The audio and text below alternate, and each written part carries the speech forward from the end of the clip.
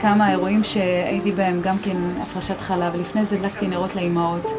ואמרתי, אני חייבת להדליק נר לצדיקה בת דורנו, לאמא בת דורנו, שהבנות יבינו שזה לא רחוק מאיתנו, ושזה לא נראה רחוק, שרה, רבקה, רחל ולאה, אבל יש לנו את הרבנית קניבסקי שבאמת חיה בדור שלנו, והתחלתי להדליק לנר.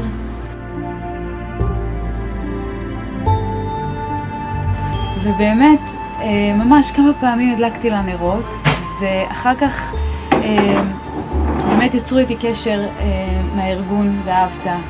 וכששמעתי שיש שייכות לרבנית, ושזה הפרשת חלה, שאני יודעת כמה היא הייתה מקפידה על העניין, ומזכה נשים בעניין הזה, וברוך השם גם יצא לי להופיע בכמה הופעות, שהיא באה ונתנה דברי תורה וחיזקה את הבנות שמה. כמה משרות שלה לאישה ולא לגבר חנה. חלה, נידה והדלקת הנר. זה המשרות שאישה חייבת. חלה, שפשת חלה, וזה מציל אנשים ממש ממוות. זה היה, בראש הראשונה שלה, היה ארגון ואהבת שלה. היא אמרה שהמסירות שהם מוסרים נפש, שאנשים באים לספר לו את הסיפורים, לא שייך יותר מזה בעולם. חייבים, כל אחד שבא לשאול אותה, ואהבת, היא אמרה, ואהבת זה שיקום מהאלף עד תף. יש מי שזוכה.